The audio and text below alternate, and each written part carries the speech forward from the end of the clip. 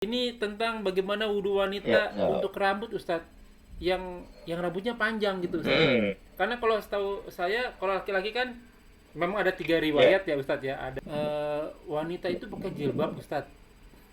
Itu harus dibuka nggak jilbabnya Hmm. gitu, Ustadz, kalau mau wudhu.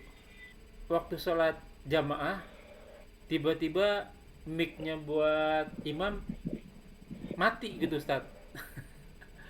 Itu gimana ya posisinya? Yang jadi Bilal atau yang menjadi mengeraskan makmum tuh gimana, Ustaz? Langsung kalau dia takbir, takbir juga gitu. Bilalnya gitu, Ustaz. Terus bagaimana kalau tiba-tiba Ya, ya. Jadi ada Kak, staffnya gitu benerin, nyala lagi. Bilalnya berhenti hmm. mengencangkan suara atau tetap mengencangkan suara tuh, Ustaz? Kemarin kita pernah Hmm. bicara tentang nihayah ya, Ustaz ya. Meratap-ratapi walaupun ya Niyahah, makan sorry, niyahah. nihahah ya, nihahah. Nihah apa, walaupun makan-makan atau baca Al-Quran itu kan memang gak boleh. Tapi kalau syukuran gimana, Ustaz? Wah, anak saya dapat beasiswa misalnya, anak saya lulus ujian, saya kumpul-kumpul makan-makan bareng yuk gitu. Tapi ada baca Al-Quran juga itu nggak apa-apa ya, Ustaz? لا إله إلا الله محمد رسول الله.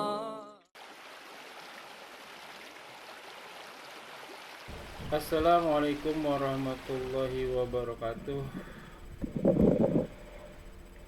Waalaikumsalam warahmatullahi wabarakatuh. Alhamdulillah nahmadu wa nasta'inu wa nastaghfiruh wa na'udzubillahi min syururi anfusina wa sayyiati a'malina may yahdihillahu fala mudhillalah wa may yudhlil fala hadiyalah. Asyhadu an la ilaha illallah wa asyhadu anna Muhammadan abduhu wa rasuluhu nabiyya ba'da. Alhamdulillah rabbil alamin, rabbis samawati wal ard. Tuhan kita semua, penguasa langit dan bumi beserta isinya, yang senantiasa memberikan kita nikmat iman, nikmat Islam, nikmat panjang umur, nikmat sehat walafiat, nikmat beribadah, nikmat thalibul ilmi, nikmat memiliki saudara seiman, dan nikmat mendapatkan waktu yang potensial, yang salah satunya kita masih diberi kesempatan untuk kita kajian kali ini.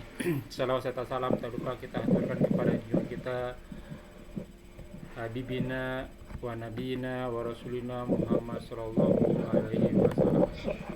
Ya akhuna fillah, jazakumullah wa yakum.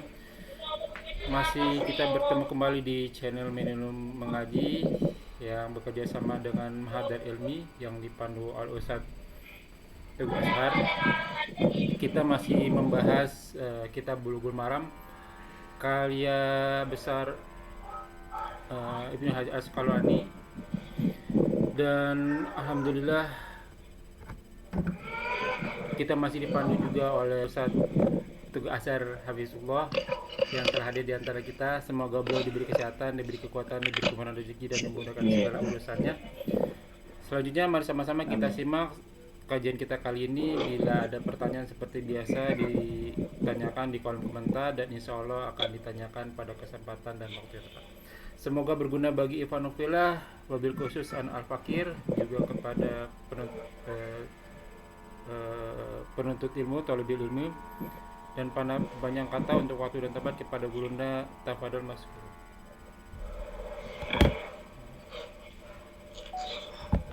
Baik. Bismillahirrahmanirrahim. Assalamualaikum warahmatullahi wabarakatuh. Assalamualaikum warahmatullahi wabarakatuh. Alhamdulillahilladzi arsala rasulahu bil huda wa dinil haqq liyudhhirahu 'ala ad-din kullihi wa kafaa billahi shahida. Asyhadu an la ilaha illallah wahdahu la syarika lah wa asyhadu anna Muhammadan 'abduhu wa rasuluhu alladzi la nabiyya wa la rasula ba'dah. Allahumma salli wa sallim ala nabiyyina Muhammadin wa ala alihi wa ashabihi wa man tabi'ahum bi ihsanin ila yaumil qiyamah. Amma ba'du, alhamdulillah, puji syukur kehadirat Allah tabaraka wa ta'ala. Pada kesempatan kali ini kita bisa dipertemukan kembali oleh Allah tabaraka wa ta'ala dalam podcast yang semoga Allah SWT berkahi ini, Amin.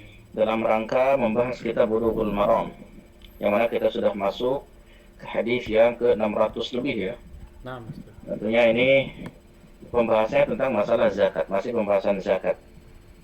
Ditemani juga oleh pembawa acara yang syukran wa jazakallahu khairan atas juhudnya, usahanya untuk senantiasa mengadakan kajian ini. Ya, kita langsung saja ke pengkajian daripada hadis yang akan kita bahas kali ini, Nah, yaitu hadis dari Ali bin Abi Thalib ya. nah, قال المصنف رحمه الله تعالى ونفعنا الله به وبعلومه في الدارين آمين. وعن علي رضي الله عنه قال, dan dari Ali radhiyallahu anhu qala, Ali radhiyallahu anhu beliau mengatakan, ya tentunya kita tahu siapa itu Ali bin Abi Thalib, yaitu sahabat di antara sahabat yang terdekat dengan Rasulullah sallallahu alaihi wasallam, termasuk juga sekaligus menantu beliau sallallahu alaihi wasallam dan juga keponakan beliau sallallahu alaihi wasallam. Nah, ini menunjukkan bahwasanya kedekatan luar biasa dengan Ali bin Abi Thalib. Suatu ketika Rasulullah sallallahu alaihi wasallam itu pernah dalam sebuah peperangan itu menyatakan, aku akan berikan panji ini pada salah seorang yang Allah mencintai dia dan dia pun mencintai Allah subhanahu wa ta'ala esok pagi. Nah, kemudian para sahabat pun membicarakan siapa kira-kira yang mendapatkan panji tersebut. Mereka itu berharap mereka lah yang mendapatkan. Maka tatkala esok paginya, tatkala Rasulullah dan juga para pasukan ini hendak untuk melakukan pembukaan di daerah yang ada, itu beliau mencari Ali bin Abi Thalib radhiyallahu anhu, yang pada singkatnya adalah yang dimaksud oleh beliau sallallahu alaihi wasallam akan diberikan panji kepada seseorang yang mana Allah mencintainya dan dia mencintai Allah adalah Ali bin Abi Thalib radhiyallahu anhu. Nah, ini di antara manaqibnya Ali bin Abi Thalib radhiyallahu anhu yang memang cinta kepada Allah dan Allah cinta kepadanya, dan di antara sahabat yang dijanjikan oleh Rasulullah SAW untuk masuk ke surganya Allah Subhanahu wa taala. Ya, setelah Abu Bakar, Umar, Utsman dan seterusnya. Dan beliau ini dipercaya oleh kaum muslimin untuk jadi khalifatul Rasul yang keempat. Ya. Dan beliau ini adalah sahabat yang mulia yang mudah-mudahan Allah Subhanahu wa taala ya jadikan kita semua nanti berkumpul dengan beliau dan Rasulullah SAW juga nanti di surga, amin ya rabbal alamin. Baik. Salah seorang sahabat yang tidak diberikan kekayaan ya oleh Allah Subhanahu wa taala. Sahabat yang sangat sederhana sekali. Sampai-sampai istrinya sendiri Ibunda Fatimah radhiyallahu anha itu harus senantiasa membuat roti, kerja juga untuk membantu perekonomian keluarga. Sementara Ali bin Abi Thalib saja untuk menikahi Fatimah radhiyallahu anha itu hanya dengan pakaian besi yang pernah diberikan oleh Rasulullah SAW dulu. Ya. Jadi sama sekali sangat sederhana. Ini menunjukkan bahwasanya tidak ada privilege ya. yeah. Walaupun mertuanya adalah seorang nabi dan rasul, walaupun mertuanya juga adalah seorang pimpinan negara, pimpinan Islam seluruh dunia, walaupun istrinya juga anak dari pimpinan negara, ya, itu tidak ada privilege sama sekali. Dan Rasulullah SAW bersikap egaliter di sini. Inilah contoh bagi kita semuanya, bahwasanya Rasul mencontohkan tidak ada kolusi, nepotisme seperti ini, dan menunjukkan bahwasanya konsisten dengan apa yang disampaikan oleh beliau Sallallahu Alaihi Wasallam, bahwasanya tujuan daripada beliau SAW adalah untuk berdakwah di jalan Allah dan bukan untuk mengajar dunia dan kedudukan. Begitu pula para sahabat yang lainnya seperti Ali bin Abi Thalib radhiyallahu anhu. Nah, ini menunjukkan ya keteladanan ya. Kalau kita mau cari teladan ya cari dari orang-orang terbaik, mulai dari Rasulullah SAW dan juga para sahabatnya. Baik, artinya kita tidak diukur dengan banyaknya kekayaan, tapi diukur dengan banyaknya ilmu, diukur dengan dengan ketakwaan kepada Allah Subhanahu wa taala. Baik, selanjutnya qala Rasulullah sallallahu alaihi wasallam. Rasulullah SAW bersabda, "Idza kanat laka mi'ata dirhamin." Kalau misalkan kamu memiliki 200 dirham, wa hala 'alaiha al-hawl, kemudian berlalu haul 1 tahun, fa fiha 5 darahim, maka padanya ada zakat 5 darahim, 5 dirham. Walisa 'alaika syai'un hatta yakuna laka 20 dinaran. Dan kamu tidak usah mengeluarkan sesuatu sampai punya harta itu 20 dinar. Wa hala 'alaiha al-hawl, dan berlalu 1 tahun haul, fa fiha nisfu dinarin, maka cukup dengan setengah dinar untuk dikeluarkan zakatnya. Famazada fa bihisabi dzalik, Kalau misalkan lebih dari itu, maka zakatnya menurut perhitungannya. Walaysa fi malin zakatun hatta yahula 'alaihi al-haulu. Dan tidak ada pada harta itu zakat yang dikeluarkan sampai dia itu melewati 1 tahun, ya, atau haul. Rawahu Abu Dawud, telah meriwayatkannya Abu Dawud, wa huwa hasanun, dan itu hadis yang hasan. Wa qad ikhtulifa fi raf'ihi. Akan tetapi di sini diperselisihkan tentang rafa'nya atau tidak, demikian. Dan di sini kita ambil pelajaran dulu di sini berkenaan tentang Rasulullah SAW, ya, menyebutkan di sini kalau misalkan punya harta 200 dirham. Dan uniknya ini riwayat dibawakan Ali bin Abi Thalib, ya. Yang mana kita tahu Ali bin Abi Thalib ini kan orang yang fuqara, ya, dari kalangan fakir, ya, dari kalangan sederhana gitu kan. Tapi membawakan hadis berkenaan tentang zakat. Ya, artinya ilmu tetap disampaikan walaupun kita belum tentu mencapai derajat itu. Ya. Jadi walaupun misalkan kita bukan seorang muzaki atau orang yang berzakat, tapi tetap ilmu tentang zakat perlu disampaikan, kan? Gitu. Bagaimana Ali bin Abi Thalib juga kan bukan seorang muzaki mungkin karena memang kondisinya sederhana, ya, termasuk orang fakir, gitu. Akan tetapi ilmu tentang zakat bukan berarti kemudian beliau menyimpannya dan menyembunyikannya. Akan tetapi tetap menyampaikan, gitu. Jadi jangan sampai kita punya alasan karena saya belum mengamalkan sehingga kita tidak akan menyampaikan. Enggak juga. Ilmu itu kalau sudah diamanahkan kepada kita, walaupun kita belum mengamalkannya, tapi kalau sekiranya dibutuhkan untuk disampaikan, maka sampaikan. Gitu. Baru kemudian kita termotivasi untuk mengamalkannya. Ya.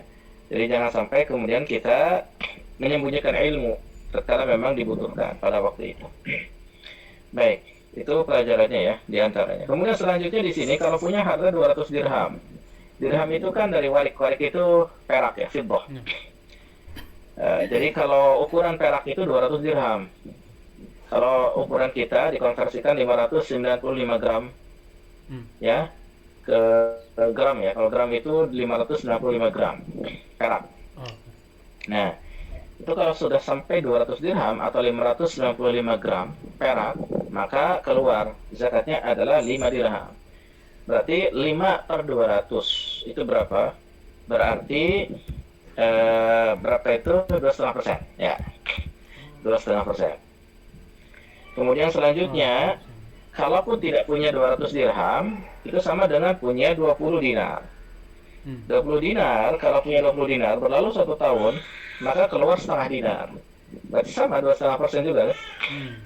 Setengah dinar, 2,5%. Artinya kalau punyanya dinar emas, maka kalau nyampe 20 dinar itu keluar 2,5%. Kalau punya 200 dirham, ya, perak berarti kan, maka keluar 2,5% kalau lewat 1 tahun.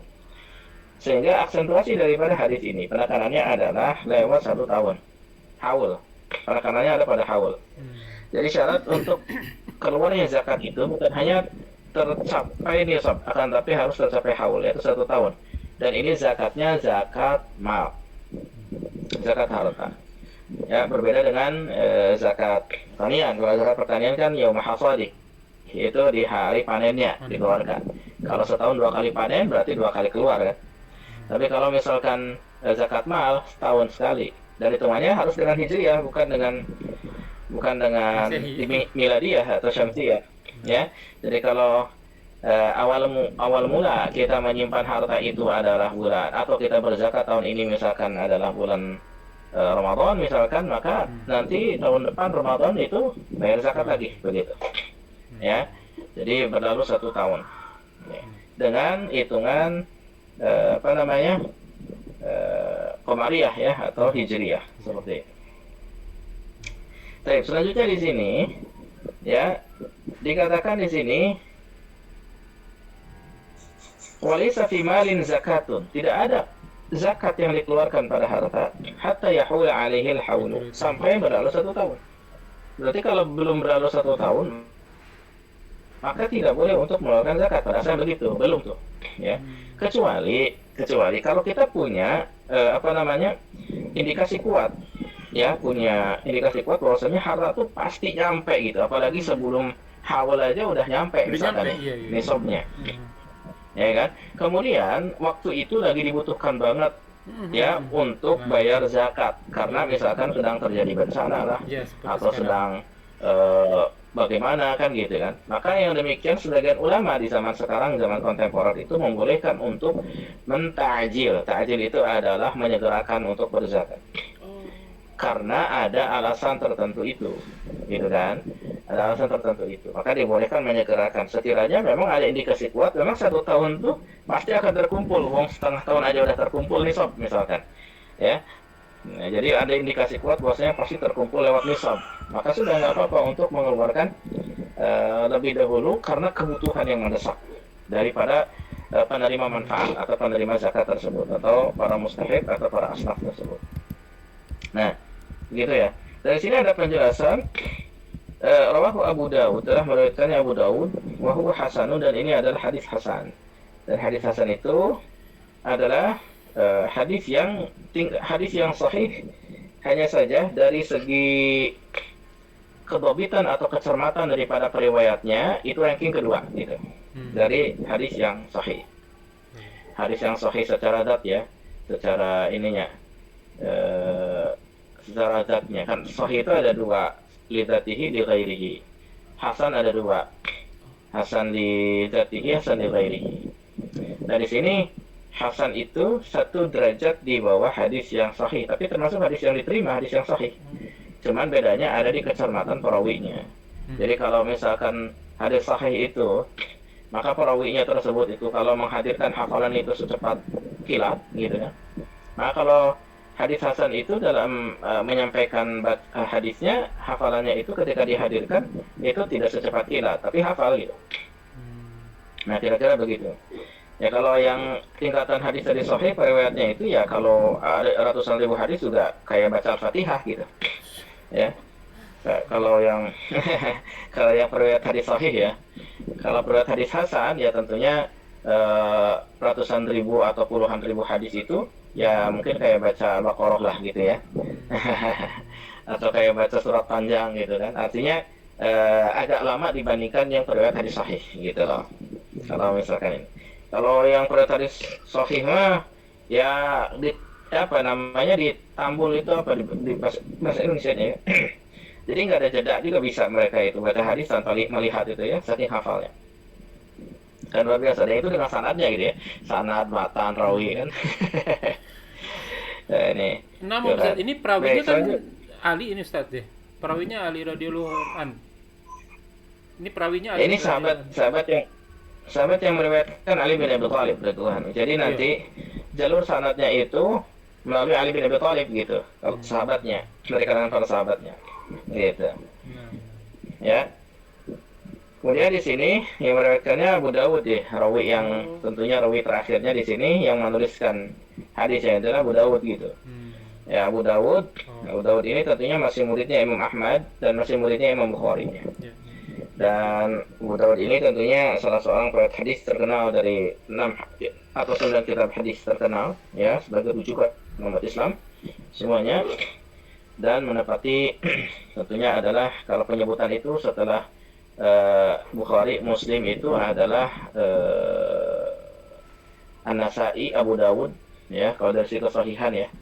An-Nasa'i, Abu Dawud, At-Tirmidzi, Ibnu Majah. Nah, itu urutannya. Jadi pertama Bukhari paling sahih, kedua Muslim, ketiga An-Nasa'i, keempat itu Abu Dawud, kelima At-Tirmidzi, dan keenam Ibnu Majah. Gitu. 6 kitab hadis. Sisanya yang 9 itu tambahan 3 yaitu Muwatta Malik, Sunan Ad-Darimi, dan Imam Ahmad. Musnadnya Imam Ahmad. Jadi ada 9 kitab hadis yang primer yang menjadi rujukan kaum muslimin di dunia. Ya, yang itu otentik gitu. Ya. Imam Ahmad itu kan ahli hadis juga ahli Imam Mazhab ya Ustaz? Iya betul, ahli fikih juga. Muridnya Imam Syafi'i. Beliau mengumpulkan hadis dengan 2 kali keliling dunia ya, yaitu dapat musnad Imam Ahmad segitu panjang sekali. Apa namanya kitabnya? Nah itu kitabnya yang pojok kanan atas. Ya, Musnad Ahmad, puluhan ribu hadis di dalamnya. Itu hasil keliling dunia 2 kali. mengumpulkannya. Jalan kaki lagi. Masya Allah. Nah, Ustaz. Ustaz, ini Jadi kita bisa lihat ya. bertanya dikerupiahin nih, Ustaz. Ini kan umum kan, saya juga Ya. agak bingung nih. Kalau rupiahin, ini kan berarti hadis khusus kali ya Ustadz ya. Kalau hadis umum yang kita ketahui kan kebanyakan kita tahunya zakat mal itu harus keluar kalau mempunyai emas 85 gram. Nah, kalau ini ada hadis dari Ali nih, apabila engkau memiliki 200 dirham. 200 dirham kita pernah bahas, satu dirham kurang lebih 50.000 kan ya Ustadz? Betul ya Ustadz ya? Tergantung di tiap tempat berapa, beda-beda. Ya kalau di Di Indonesia mungkin berapa ribu, kalau di sana berapa, apa namanya, di Abu Dhabi berapa, di Dubai berapa, atau di Uni Emirat Arab berapa.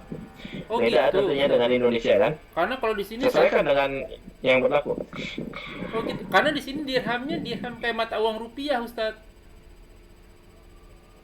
Berapa itu satu dirham? Satu dirham kurang lebih sekarang 4.400, 4.000 deh kalau gitu. 4.000 kalau 4.000 kali rupiah? 4.000 rupiah. Atau- Iya. 4.400 sih sebenarnya ya Ustaz. 4.000 rupiah. 4.400. Berarti kalau misalkan ya di sana lebih enak kalau ada dirham seperti itu, ya tinggal kalikan 200 saja. Kalau sudah 200 dirham keluar zakatnya. Cuma 880.000 Ustaz. Di Sebentar, sana. sebentar, bener gak sih nih? Kan Pak, Satu dirham 4.400, berarti kan 200 kali 4.400. terus Cuman dirham. 880.000, nggak ada sejuta Ustaz. Di sana 4.400 satu dirham ya, Satu murah dirham sekali ya. 4.400. Nah, berarti Iya, dirhamnya khusus. bukan dirham itu, berarti dirhamnya Iya. perak gitu. Dirham Maksudnya perak, adalah ya? Oh, dirham. harga perak di sana berapa gitu. Oke, kalau dirham perak satu dirham 50.000 Ustaz. Kalau 200 kali 50.000 Di sana perak berapa? Di sana perak berapa? 1 gramnya 50 ribuan kalau nggak salah. 1 gram 50.000. Berarti tinggal dikalikan 595 gram Cuman 10 juta berarti Ustaz. kali 595. Itu udah kali 595 gram belum? Bukan, maksudnya satu dirham itu dikurangin lagi malah ya. Satu dirham, enggak maksudnya sampai ke nisabnya ya, Ya, berarti itu kan. Ustaz. Ini sampai nisabnya. Jadi kita punya harta Ya. berapa dulu gitu Ustaz? Ya kan Ustaz? Ya, maksudnya gini.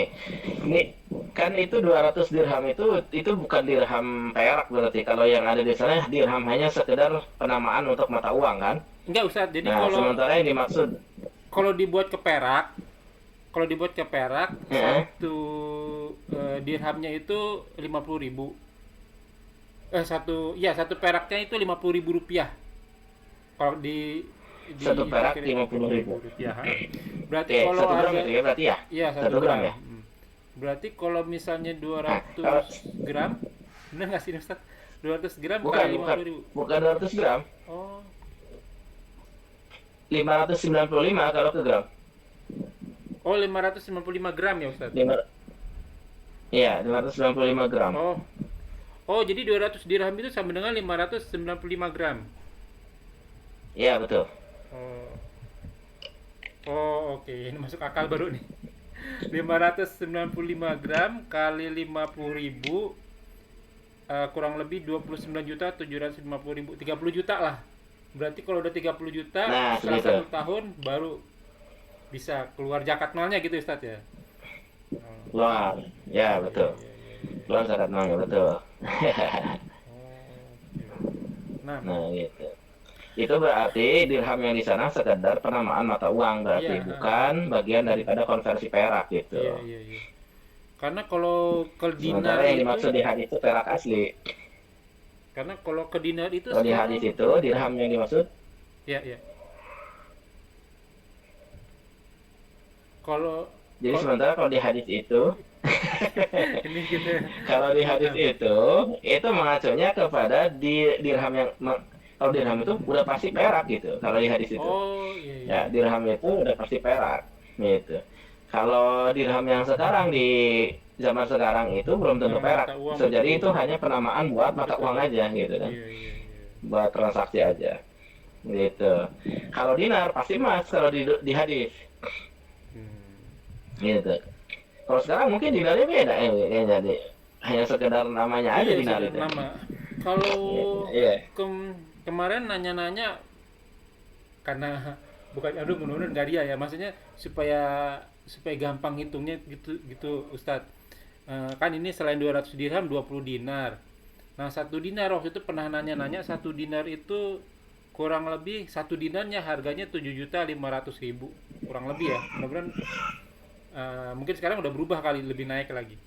Kalau 7.500.000 kali 20 dinar itu kurang lebih 150 juta Ustaz. Berarti 150 juta udah keluar ya.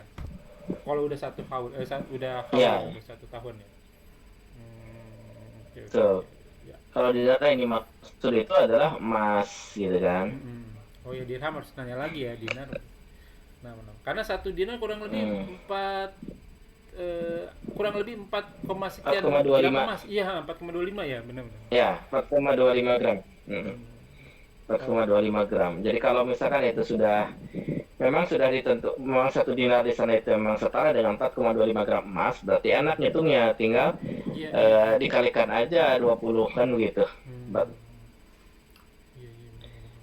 Ya kan, kalau misalkan satu dinar harga 7 juta tuh, atau 7.500.000 gitu kan, maka tinggal kaliin aja 20, berarti itu nisabnya. Iya, iya. Berarti kalau kalikan 20 berarti 150 juta, berarti itu nisabnya 150 juta. Kalau hitungannya pakai dinar, pakai emas. Oh, sama Gitu. juga berarti Ustaz ya. Sementara kita Nah, Ustaz, kalau 20 kali 4,25 tadi satu dinar itu kan 4,25 kata Ustaz. Jadi kalau 4,25 ya, kali 20 jatuhnya 85 gram emas. Sama juga ya jatuhnya ya. ini sama kan? Iya. Iya. Gitu. Jadi kenapa konversinya ke 85 gram emas itu karena hitungan 20 dinar segitu. Iya, iya, iya. 20 dinar segitu. Nah, Ustaz. Jadi juklak-juknisnya kan sudah jelas. Ya, artinya protap juklak juknisnya udah jelas, hitungan udah jelas gitu. Tinggal dikonversi aja ke masing-masing mata uang tuh. Maksudnya ke dari ke gram gitu kan. Dari gram itu tinggal dikonversi ke mata uang masing-masing kan begitu. Demikian. Nah, nanti insya Allah saya tulis di deskripsi biar nggak bingung nih buat teman-teman. Ustaz, kita ke Q&A, tanya jawab Ustaz. Boleh. Ini yang ditunggu-tunggu sama Siap. teman-teman, terutama Ukti nih Ustaz, karena mereka banyak pertanyaan Ustaz. Ini tentang bagaimana wudhu wanita untuk rambut Ustaz, yang rambutnya panjang gitu Ustaz. Karena kalau setahu saya, kalau laki-laki kan memang ada 3 riwayat ya Ustadz ya. Ada yang kepala, ada yang dari depan ke belakang, ada yang depan ke belakang, balik lagi sampai ke telinga. Nah, kalau perempuan ini rambut panjang gimana nih Ustadz? Silakan Ustadz. Maka wudhunya itu sampai ke tengkuk saja, sampai seukuran ini saja gitu. Nah, kemudian balik lagi dan ke telinga gitu. Tidak perlu sampai panjang ke belakang gitu kan, nggak perlu. Itu masyaqqah, kesulitan. Sementara al-masyaqqah itu terjadi bertesir. Yang namanya kesulitan dalam agama itu harus dihadirkan kemudahan di dalamnya. Jadi jangan sampai kemudian mempersulit diri. Dan prosedur tetapnya dari Rasulullah SAW itu adalah sampai tengkuk gitu, ila qafah. Yakni sampai tengkuk sini. Kemudian sumayurat diduha, kemudian mengembalikannya ke sini, ke depan, dan juga memasukkan airnya ke dalam telinga. Jarinya ke dalam telinga dan membersihkan atau mengusap telinganya seperti itu. Dari air yang ada dari kepala itu. Nah itu. Jadi yang penting itu bagian kepalanya kena gitu. Karena yang dimaksud itu adalah mashur ra'si. Ya, yaitu mengusap kepala gitu kan. Jadi bukan mengusap rambut sampai ke ujung, tapi mengusap kepala. Oke. Sekarang begini Ustadz, ada pertanyaan, kalau misalnya wanita itu pakai jilbab Ustadz, itu harus dibuka nggak jilbabnya gitu Ustadz kalau mau wudhu? Ya, kalau mau wudhu tentunya kalau mau menjangkau sampai ke tengkuk dia buka jilbabnya, asal berada di dalam ruangan, jangan berada di luar ruangan. Kalau berada di luar ruangan tentu akan terbuka auratnya kan. Nah gitu. Berarti dia lebih baik untuk berwudu dalam ruangan atau yang ruangan tertutup seperti di hammam, di WC itu, di miyah gitu ya. Seperti itu. Daripada dia berwudu di tempat terbuka gitu. Kalau misalkan akan terlihat aurat, maka lebih baik, bukan lebih baik lagi, harus berada di dalam ruang. Seperti itu. Tapi Ya. kebanyakan kesulitan walaupun kita negara mayoritas muslim, Ustaz, teman-teman yang wanita itu kalau taruhlah misalnya kayak di mall gitu, Ustaz. Kalau di mall Indonesia ya, kalau di mall Indonesia itu memang agak ya memprihatinkan, udah ada tempat sholat aja udah alhamdulillah Iya. tuh, Ustaz. Jadi wudunya suka campur cowok sama cewek tuh, Ustaz. Itu gimana ya, Ustaz ya? Sedangkan perempuan kan kalau Di sana seperti itu. enggak, kalau di Indonesia. Kalau Indonesia kan seperti itu biasanya, Ustaz. Apa namanya? Iya, iya. Apalagi kalau laki-laki sih bisa jaga wudhu ya. Kalau perempuan kan Iya. terkadang suka susah tuh, Ustaz. Apalagi mereka kan pakai cadar, apalagi gitu kan ribet gitu, Ustaz. Nah, ini Iya. mereka nanya tuh gimana tuh kalau pakai jilbab? Itu gimana gitu ya? Iya, gimana itu? Bingung. Kalau nggak ada WC, berarti kan di luar kan. Iya. Kalau ada WC, ke WC aja. Kalau nggak ada WC, berarti di luar. Kalau Iya. di luar berarti begini aja nanti. Nah, Oh, oke. ya. Nah, sambil dipegang ininya, jangan iya, sampai harus keluar kena kepala ya, rambutnya. soalnya ya. Dah, ya nggak masalah. Jadi seperti itu aja. Yang penting kira-kira dia itu kena ke kulit kepala, kena ke rambutnya, paling tidak kena sepertiga atau setengah dari kepalanya, seperti itu nggak apa-apa. Kalau mencari keabsahan yang penting sah gitu kan. Iya, betul. Kalau mencari kesempurnaan maka harus sampai tengkuk gitu. Kalau mau cari kesempurnaan, ya sampai tengkuk, baru kemudian ke telinga. Tapi sekiranya sulit karena kondisi darurat seperti itu, berada di luar daripada kelihatan aurat, lebih baik ya sudah nyari sahnya aja dulu, yaitu dengan apa, di sini. Nah, dikodok seperti ini gitu ya. Kemudian dia rapihkan kembali, jangan sampai rambutnya itu keluar. Kemudian tutup lagi. Dah, gitu kira-kira. Untuk apa namanya, bagian kepalanya gitu ya. Lalu kemudian diambil air untuk ngalir di ini aja gitu. Demikian ya, apa namanya, di sebisanya masuk ini gitu kan ya, atau bagaimana gitu. Oh, iya, iya. Insya Allah bisa, insya Allah bisa. Ini ada Tapi kalau ada WC ya ke WC. iya. Ada keresahan lagi nih, Ustadz, untuk pertanyaan berikutnya nih, terutama di saya nih. Ini witirnya beda-beda, Ustadz, di sini, Ustadz.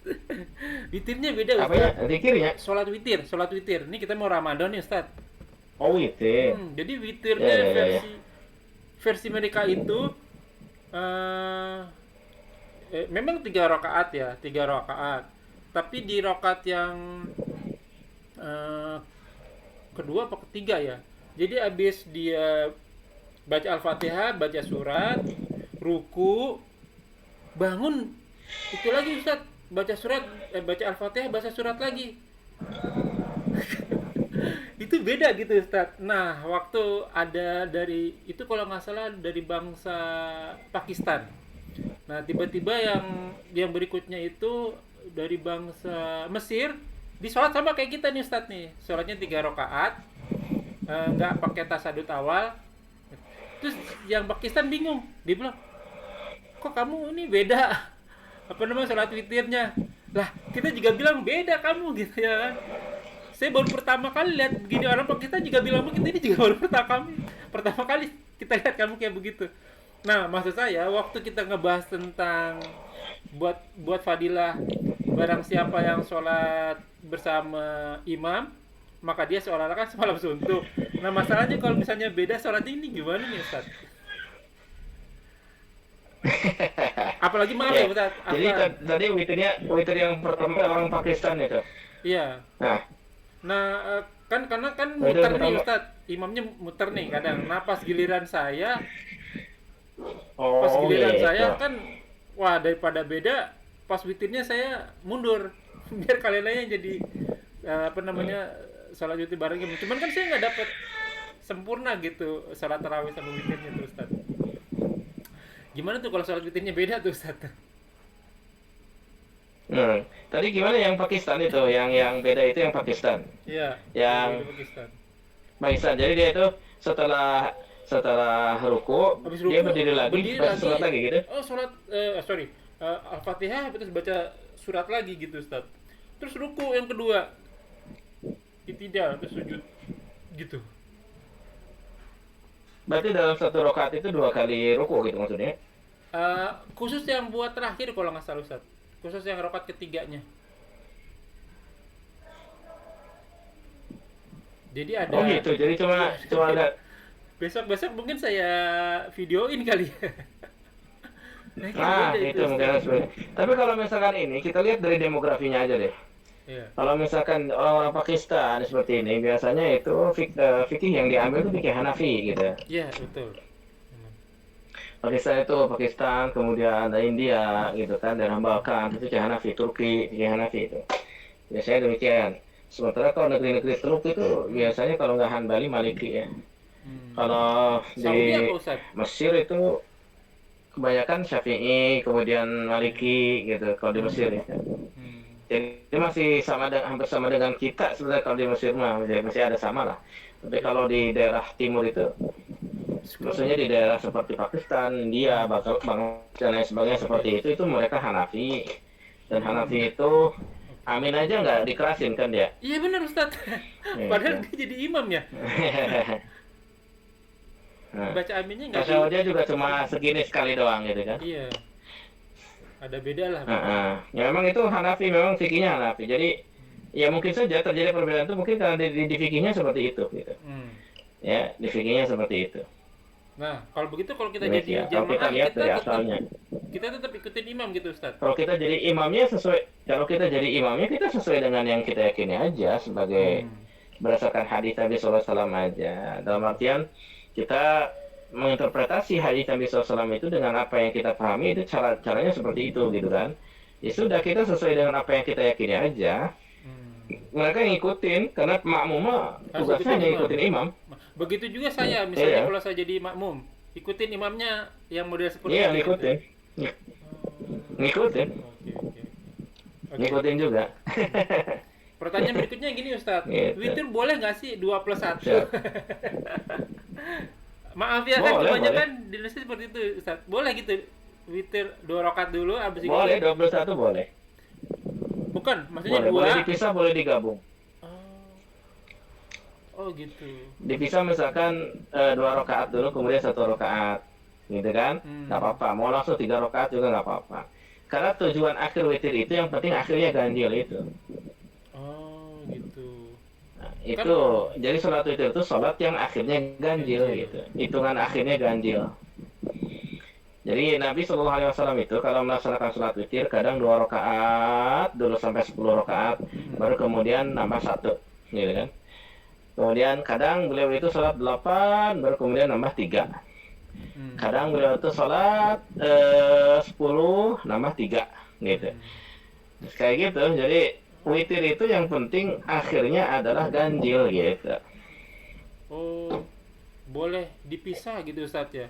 Misalnya 2, Boleh 1. dipisah, boleh digabung. Witirnya niatnya, mau witir nih tapi sholatnya 2 rakaat dulu, 1 rakaat, misalnya begitu. Boleh gitu Ustaz?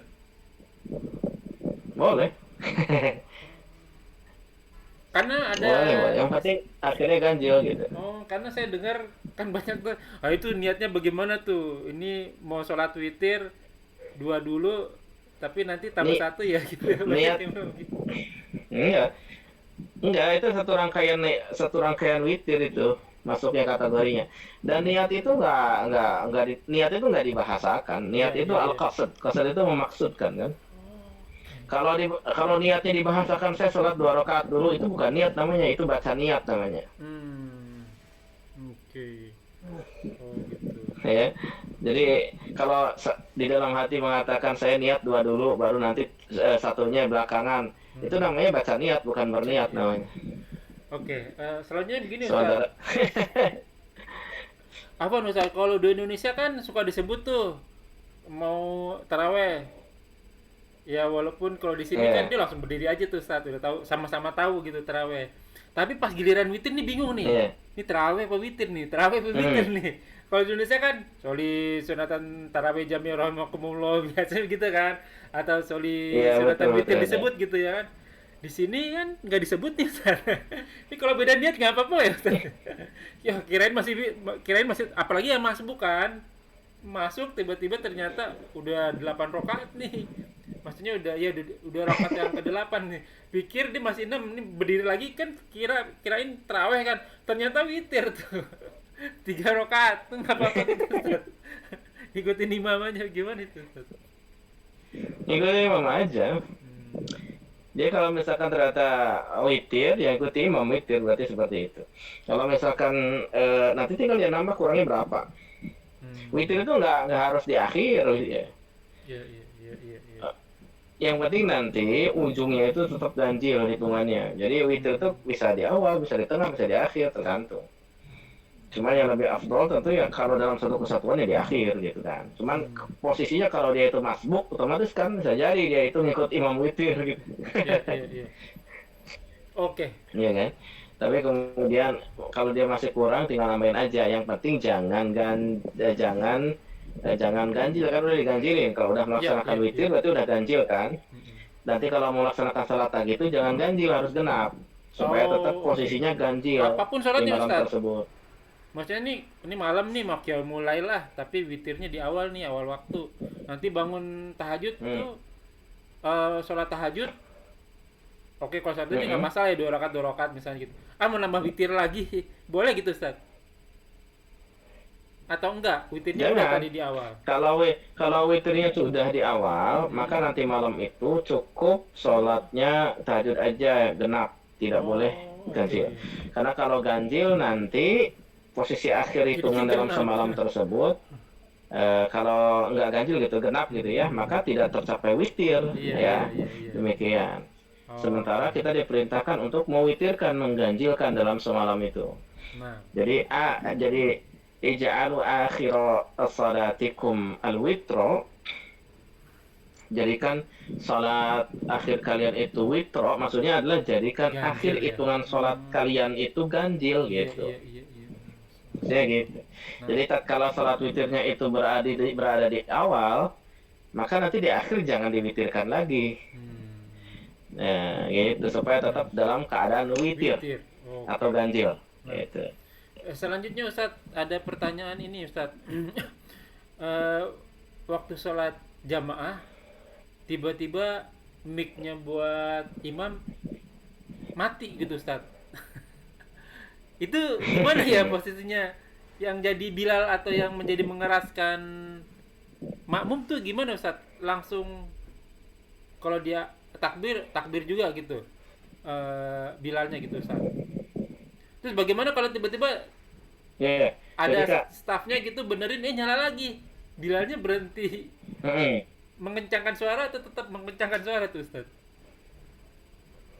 Kalau Bilalnya sendiri mati nggak mic-nya? Enggak pakai mic tapi dia Ustaz, tapi suaranya kencang gitu Ustaz. Allahu Akbar, Allah. Oh gitu. Oh gitu.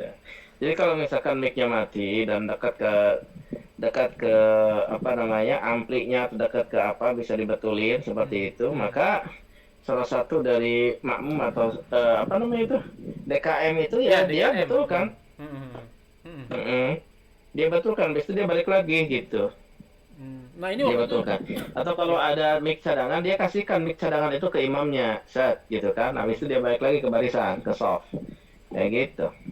Sekiranya memang dibutuhkan untuk pengeras suara karena memang luas atau belakang banyak orang gitu kan. Butuh pada pengeras suara. Tapi kalau hanya sekedar se-soft, 2 soft, biarin aja kalau misalkan masih kedengar suaranya imam gitu. Ya, cukup Bilalnya aja yang teriak-teriak itu. Oh gitu. Karena pernah kejadian tapi kalau jadi sholat Id sebenarnya sholat Id di lapangan. Jadi perempuannya jauh tuh Ustaz. Udah enak-enak wih, mic-nya mati ya. Udah langsung blank tuh bagian belakang pasti nggak kedengeran gitu ya kan. Jadi kan dia nggak konsen Ustaz. Ini ruku bengkak ya. Kan bingung ya kan.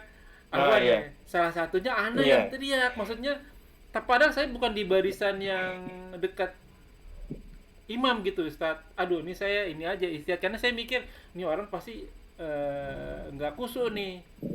Nah akhirnya saya teriak karena saya pernah juga jadi jamaah yang di belakang tuh nggak konsen banget Ustaz. Ini ruku apa itidal apa jadi nggak konsen gitu ya kan. kan jaraknya memang agak jauh tuh kalau perempuan, jadi ada jeda Ustadz antara laki-laki sama perempuannya tuh, jadi dia nggak bisa ngeliat barisan di depannya gitu kan, nggak kelihatan gitu ya kan. Iya. Kalau rapat enak gitu kalau ada jeda. Nah akhirnya saya kencengin tuh suara tuh Ustadz, ya palingan ngebantu mereka. Nah DKM-nya kurang lebih baru di rakaat yang keberapa gitu baru benerin mic-nya. Nah saya bingung nih, saya terusin apa nggak, saya berhentiin karena mic-nya kan udah ada suaranya gitu. Bener nggak tuh Ustadz? Oh iya, kalau kondisinya memang apa namanya, kondisinya memang butuh untuk teriak, nggak apa-apa, nggak harus Bilal yang teriak, kita yang teriak nggak apa-apa, untuk membantu yang belakang gitu ya, Iya. seperti itu.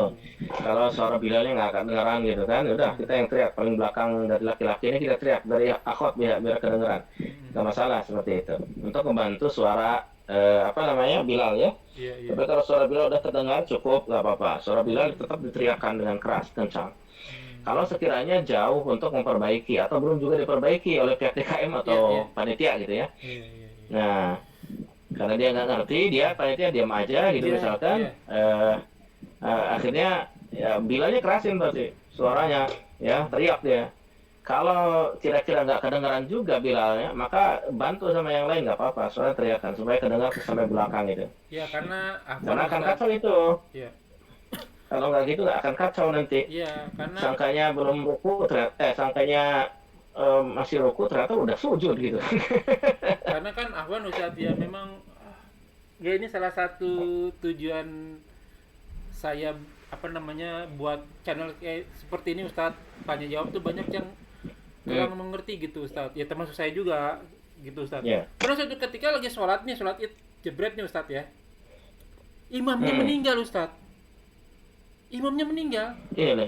Yang di depan bilang sholatnya batal. Kan seharusnya yang di belakang imam jadi yang belakang imam jadi imam kan Ustadz. Ke depan digantiin imam kan selesai maju kan. dia. Ini teriak imamnya meninggal, sholatnya batal semua. Nah itu Enggak batal, harusnya maju, yang belakang maju. ya. Nggantiin beberapa orang menangani imam gitu. Dan yang menjadi Bilal memang atau menjadi imam memang kan seharusnya tanggung jawab atau kewajibannya di belakang imam ya Ustadz ya. Itu sebabnya imam harus ngerti sunnah ya. Langsung maju dia. Ada lagi saya pernah lihat ini Ustadz, kalau ini imam di jadi ada yang imamnya kayak selip tang gitu Ustadz. Ya nggak banyak sih, sedikit salahnya. Tapi dikasih tahu untuk yang barisan depan. Tapi barisan depan itu ngasih taunya yang dekat ke imam. Ya mungkin adabnya gitu ya kan, kasih tahu nih tadi ada yang dibaca nama dia tuh suratnya ayatnya gitu dibaca. Nah nanti yang di belakang imam ngingetin imam gitu ya. Kalau kayak ini kejadiannya Ustadz, saya di barisan kemarin ya, barisan ketiga kalau nggak salah, baca surat Al-Muzammil kalau nggak salah, ya surat Al-Muzammil nih, ada yang salah nih satu ayat nih, lupa nih imamnya ya kan. Saya ngasih tahu kan, seharusnya kan barisan pertama, barisan kedua yang ngasih tahu. Iya. Jadi barisannya kayak saya ke barisan ketiga mau nggak mau ingetin imam gitu ya kan, karena kalau imam berhenti kan kesian imamnya tuh, nggak ada yang ingetin, dia lupa. Iya. Jadinya lama sholatnya. Nggak apa-apa Ustaz ya barisan ketiga gitu ya. Jadi, walaupun barisan satu keduanya nggak ingetin.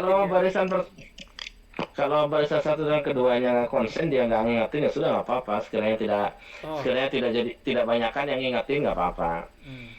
Kalau jadi banyakan malah bikin bingung imam gitu. Betul. Nah ini barisan satu keduanya nggak ada yang ngingetin tuh Ustaz. Semuanya diem gitu. Nah kalau kita doang, cuma kita doang nggak apa-apa. Yang penting si imam itu dapat informasi yang utuh dan tidak semuanya panik gitu ya. Panik maksudnya bersuara. Kalau semua bersuara kan dia bingung ngambil suara yang mana gitu. Gitu. Kenapa yang diandalkan itu yang dekat dengan imam supaya tidak banyak suara kan tadi asalnya gitu. Jadi imam hanya menangkap dari yang belakangnya banget aja gitu kan.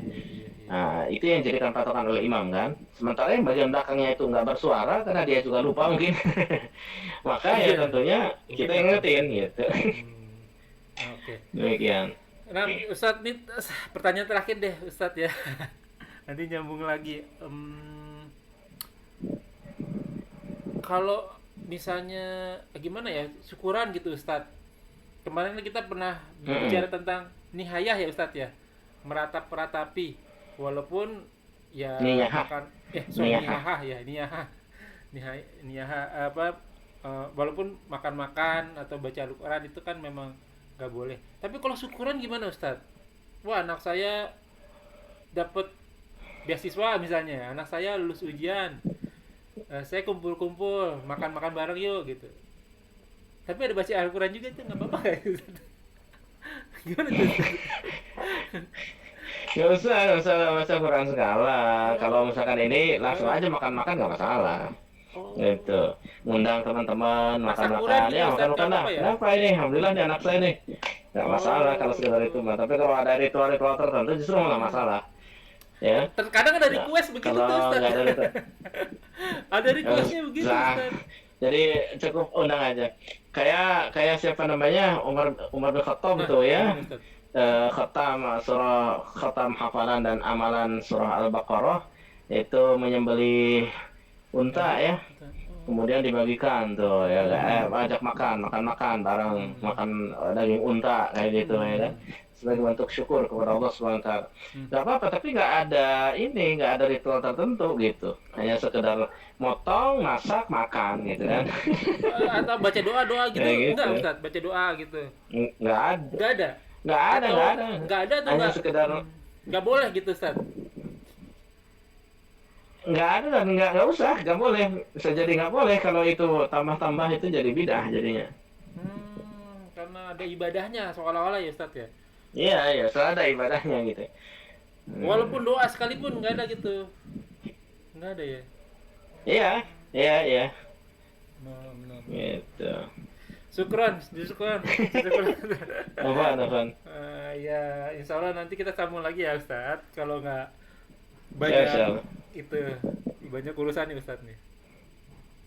Alhamdulillah ya gunafilah jazakumullahu wa yakum. Semoga apa yang kita bahas menjadi ladang amal buat kita. Semoga majelis ini diberkahi. Semoga amal yang kita kerjakan dan yang akan kita kerjakan diterima oleh Allah Subhanahu wa taala dan menjadi ladang amal tambahan kita di akhirat kelak. Wa qulil haqqu min rabbikum faman sa'afal yumin wa man sa'afal yakfur. Semua yang benar datang dari Allah. Barang siapa yang ingin beriman silakan beriman, barang siapa yang ingin kafir silakan kafir. Semua akan diminta tanggung jawabnya. Semua ada masa expired date-nya, ada masa berlakunya.